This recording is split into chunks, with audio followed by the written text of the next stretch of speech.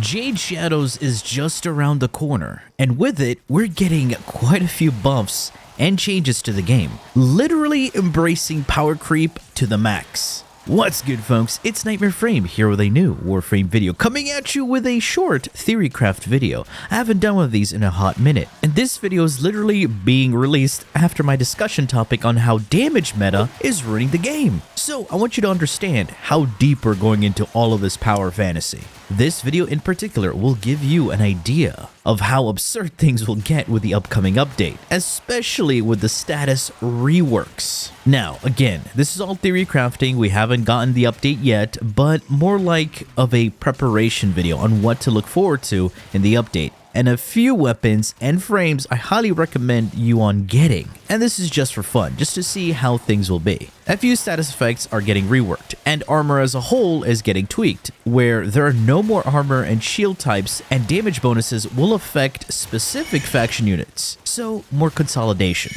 And two of the status effects changes that are going to really shake things up are with Magnetic and Blast. Both are going to be very potent in higher level content. Magnetic will have you deal bonus damage to Overguard and shields, and breaking either of the two will cause an electric Tesla status effect. So, modding for Magnetic on your weapon won't only be viable in Corpus missions, but Grineer missions as well, just because of the bonus damage to Overguard and the chain reaction. Now, for those worried about how you'll be able to mod for Magnetic and other elemental combinations that require both cold and electric, that really shouldn't be a concern, especially when it comes to Kuva and Tenant weapons, alongside Warframe augments and the helmet system. Not to mention, we're getting 7 new mods in the D polarity. This might be related to Blast or Magnetic, who knows? They haven't revealed them just yet.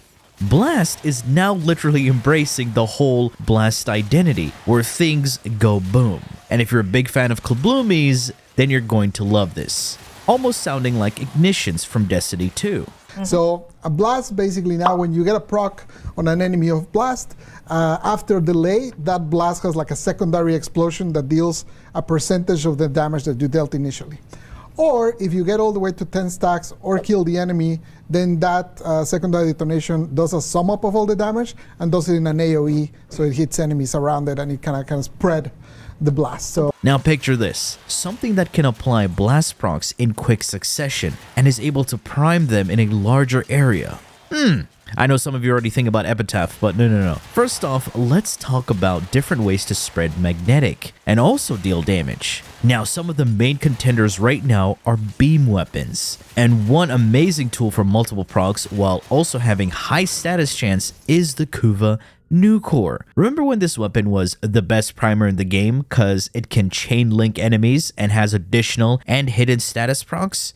Well, the chaining was nerfed, but not its damage or its other useful attributes. This weapon can also synergize with almost all secondary arcanes optimally, depending on what frame you use them with. And speaking of arcanes, some of the upcoming arcanes could actually make this into a devastating ad-clearing weapon and utility at the same time. Secondary Fortifier will have any secondary deal bonus damage to Overguard and also steal it. So in higher level content, this could be insanely good, giving every frame Overguard. But you have to realize, it's not going to be as consistent, and your Overguard will get one shot quickly, because in earlier missions, there are just not going to be that many Eximus around, and the Overguard isn't going to be that high. Anyway, going back to the Nucor. Since it's a beam weapon, it does require fire rate and multi-shot as some of the main mods here. It already has a high critical damage multiplier, but lacks the crit chance. That's why you can pair it up with frames running Arcane Avenger, or frames that are able to boost crits with their abilities, like Harrow or Citrine.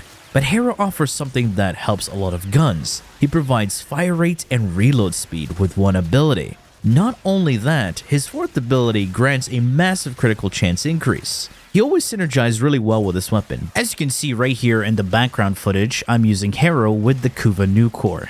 And my Kuva Nucor is modded for Corrosive and Blast. It has innate radiation, of course, and the bonus magnetic element, from it being a Kuva weapon. Now, I am outsourcing my fire rate to my Warframe. Since I'm using Harrow, I get more fire rate and reload speed, and I'm also running Arcane Velocity, so I can have the weapon modded for other damage modifiers. As you can see right here, the enemies are being destroyed. Plus, having corrosive on the weapon, I can use it with green shards to increase my corrosive stacks. So I'm ripping through enemies. So this weapon already is armor stripping. It's dealing bonus elemental damage, spreading blast, magnetic, and I do have nourish as my helmet. So just imagine with all the status reworks and the armor changes, how strong this weapon is going to be, especially paired up with Hera right here, or a frame like Volt that can actually increase your reload speed. And you can still outsource your fire rate using Arcane Velocity and Reinforced Bond on your Sentinel. You know what's hilarious is that this combo right now is destroying the current Steel Path.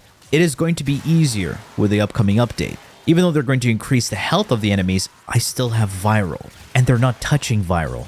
And mind you, this is just a basic build with 4 elemental mods, and it's ripping through these enemies. I have crit chance coming from Hero, crit damage on the weapon, plus I'm getting the Tenacious Bond boost, so the critical damage is insanely high. So think of all the destruction that we're going to commit with the upcoming changes. On top of that, something that actually might be even more useful now is the Tenet Galaxion. It's a generic beam weapon that only has good chaining.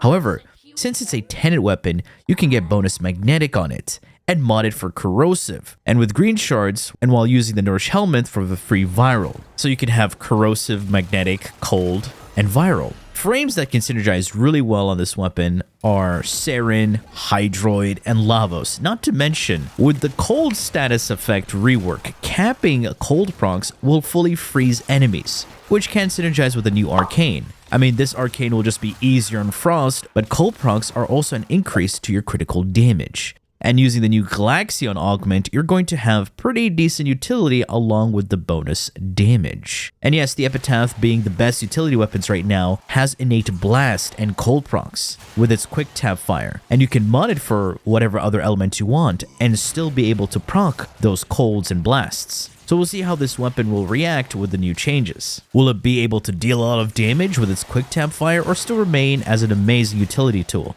Apart from beam weapons, melees are just going to be bonkers. With no surprise to anyone right there, melee influence is going to dominate as it does now.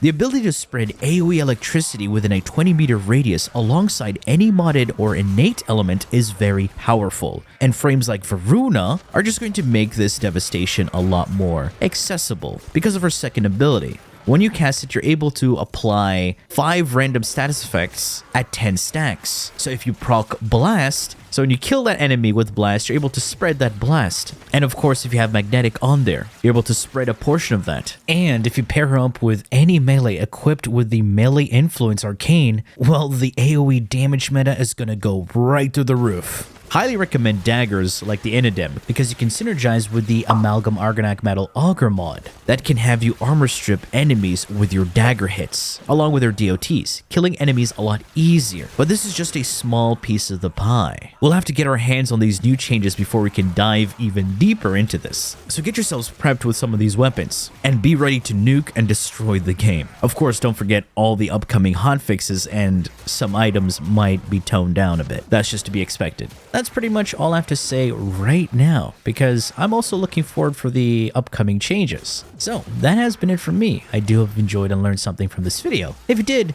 please feel free to leave a like, share, and subscribe for more Warframe content, streams, and so much more. Do refer to the description. Thanks for watching, and as always, peace. Bye-bye now.